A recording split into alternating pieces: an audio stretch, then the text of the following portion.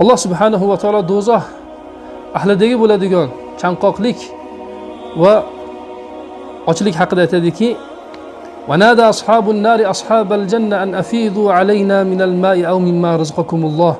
Qalu innalloha harramahuma 'alal kafirin." Do'zax ashablari, do'zax ahllari jannat ahliga qarab nido qildilar.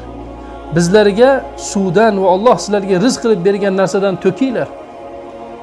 Shunda jannat ashablari aytdiki, Alloh ana u ne'matlarini, suv va rizq ne'matini kofirlarga harom qildi. Ya'ni ular chanqaydi va ular och qoladi.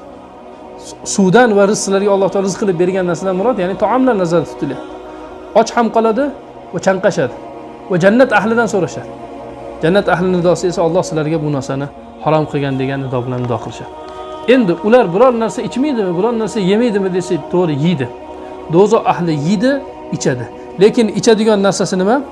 Ichadigan narsasi Alloh taolo karimada aytadiki: "Va la ta'amun illa min ghislin." Ularga taom yo'qdir, magar ham ghislin, ya'ni jahannam ahlini badallaridan oqib chiqqan yiringlar bordir.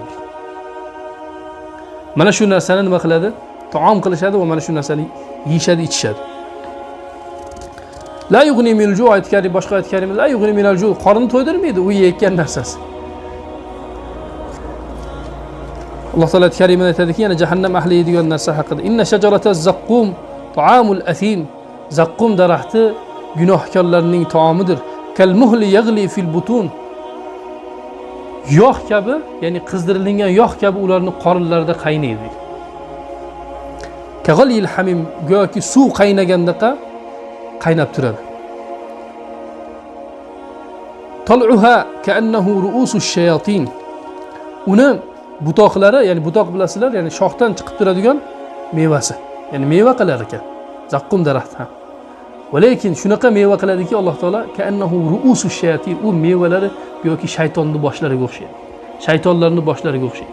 Ya'ni shunaqa jirkanchlik va shunaqa qo'rqinchlilikda va shunaqa nima deydi, hidini xuniyligidan yoki shaytonlarning boshiga o'xshaydi.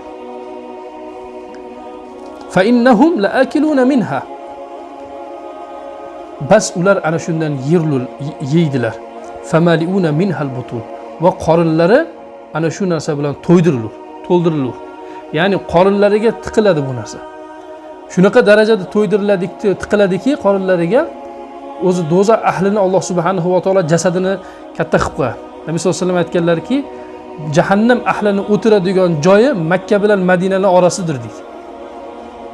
Ya'ni bir o'tirganda Makka bilan Madina orasi qanchalik masofa? Shunaqa darajada katta bahaybat qilib qo'yadi ular.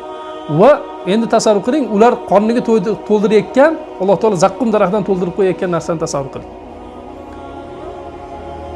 Azobni yana ham qattiqroq tortishlari uchun Alloh taolo shunday jasadlarni katta qilib qo'yadi. Hadisda keladi, ularni bitta qoziq tishi Uhud tog'ichalik deydi. Qoziq tishi Uhud tog'ichalik darajada katta bo'ladi. Bu jismni kattalashtirib ketishligi hozir aytganimizdek azobni yana ham qattiq tortishlari uchun.